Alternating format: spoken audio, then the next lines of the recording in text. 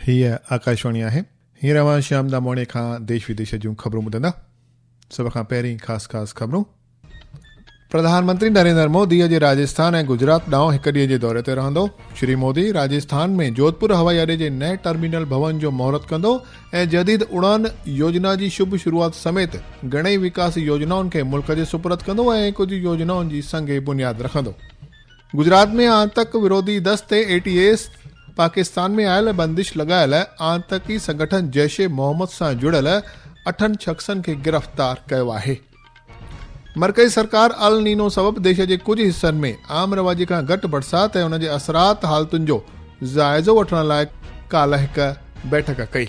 ऐं रांदियुनि में भारत ऐं इंग्लैंड दरमियान ॿियो T20 क्रिकेट मुक़ाबिलो अॼु मैनचेस्टर में खेॾियो वेंदो। ख़बरूं विचूरवार ॿुधंदा। प्रधानमंत्री नरेंद्र मोदी अॼु राजस्थान ऐं गुजरात जे हिक ॾींहं जे दौरे ते रहंदो। श्री मोदी राजस्थान में जोधपुर हवाई अॾे जे नए टर्मिनल भवन जो महूरत कंदो। 480 करोड़ रुपयनि जी लागत वारी इन योजना सां हर साल 20 लख यात्रियुनि खे फेज रसंदो। प्रधानमंत्री जोधपुर में ई जदीद उड़ान योजना जी शुभ शुरूआत बि कंदो। तंहिंखां पोइ श्री मोदी बालोतरा वेंदो, जिते हू घणेई विकास योजनाउनि जो बुनियादी पथर रखंदो ऐं कुझु योजनाउनि खे मुल्क जे सुपुर्द कंदो। इहे योजनाऊं पेट्रोकेमिकल, शहरी आमदरफ़त, रेल, सड़क, वर वाइपे में ईंदड़ बिजली शक्ति ऐं बिजली शक्ति ट्रांसमिशन सां जुड़ियल आहिनि। श्री मोदी बालोतरा जे पचपदरा में भारत जे पहिरें ग्रीनफील्ड मुतहद रिफाइनरी गॾु पेट्रोकेमिकल अंगण राष्ट्र जे सुपुर्द कंदो, जेको देश जी शक्ति ऐं पेट्रोकेमिकल खिते में हिकु इनक़लाबी हासिलात आहे। इन ॾिस में असांजे जोधपुर राजस्थान जे नामानिगार ख़ासि अहवाल ॾिनो आहे त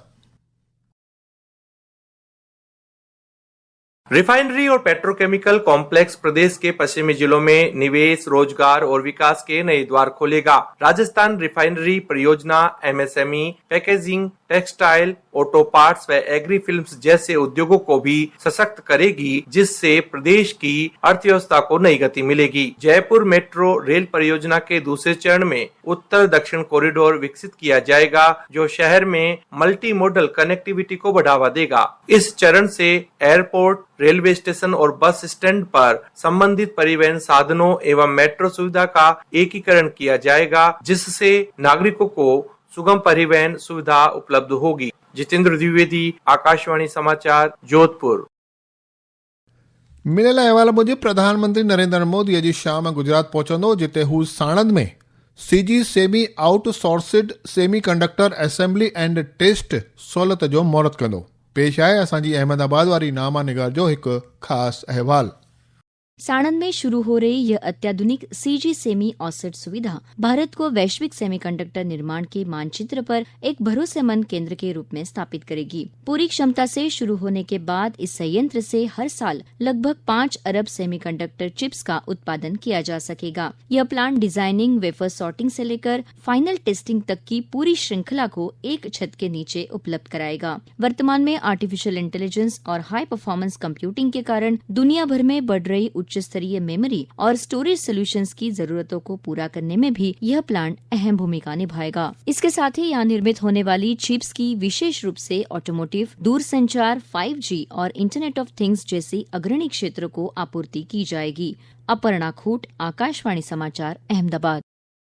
गुजरात में आतंक विरोधी दस्ते ATS पाकिस्तान में आयल ऐं बंदिश लॻायल आतंकी संगठन जैश ए मोहम्मद सां जुड़ियल 8 शख़्सनि खे सोगो जलियो आहे। इन्हनि खे गुजरात ऐं मध्य प्रदेश जे जुदा जुदा ज़िलनि मां गिरफ़्तार कयो वियो।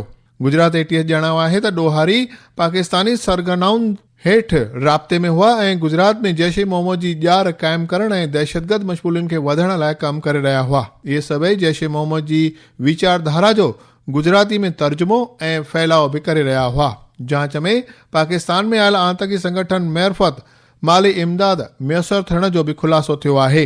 ॾोहारियुनि खे 14 ॾींहनि लाइ पुलिस हिरासत में मोकिलियो वियो आहे। गुजरात राज्य चूंड कमीशन जुदा जुदा मक़ामी ख़ुदमुख्तियार सरकारी तंज़ीमुनि में 15 ख़ाली जयुनि लाइ मुंतज़िम थींदड़ पेटा चूंडुनि जे कार्यक्रम जी पधिराई करे छॾी आहे। इन्हनि जयुनि लाइ वोटिंग 28 जुलाई ऐं ॻणप 30 जुलाई ते थियणी आहे। नामज़दगी दाख़िल करण जी आख़िरी तारीख़ 14 जुलाई ॼाणाई वई आहे। ये खबरूं अवां आकाशवाणी तां ॿुधी रहिया आहियो। ये खबरूं तव्हां असांजे YouTube channel air news Gujarat ते पिणु ॿुधी सघंदा आहियो। वधीक ख़बरुनि लाइ तव्हां असांजी वेबसाइट newsonair.gov.in ते राब्तो करे सघो था। मरकज़ी गृह मंत्री अमित शाह ऐं ज़रई हारी कल्याण मंत्री शिवराज सिंह चौहान अल नीनो सबबि देश जे कुझु हिस्सनि में आम रवाजे खां घटि बरसाति ऐं उनजे असरात हालतुनि जो जाइज़ो वठण लाइ काल्ह हिकु बैठक कई। बैठक में श्री शाह चयो त अल नीनो सबबि देश जे कुझु हिस्सनि में आम रवाजे खां घटि बरसाति ऐं इम्कानी ॾुकार जी हालतुनि ते सरकार लगातार बाज़ नज़र रखी रही आहे। हुन ज़रई वज़रात ऐं सभिनी वास्तेदार वज़रातुनि खे ख़बरदार रहण ऐं हारियुनि खे मुनासिब फसल पोखण बाबति हिदायतूं ॾियण लाइ राज्य सरकारुनि सां गॾु तालमेल करण जी ताक़ीद कई आहे। पेश आहे एक खास अहवाल।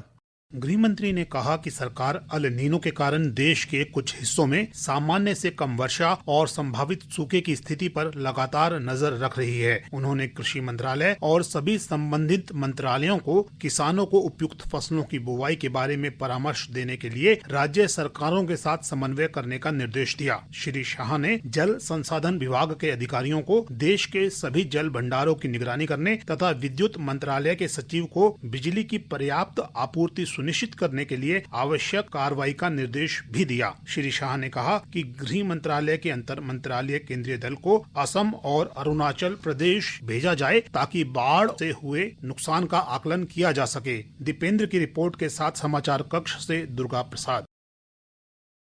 तिजारती उद्योग मंत्री पीयूष गोयल चयो आहे त भारत हिन साल $1 ट्रिलियन जो बरामद मक़सद हासिल कंदो। पहिरीं टिमाही में ही सालियाने बरामद मक़सद जो करीब 15% हासिल थी चुको आहे।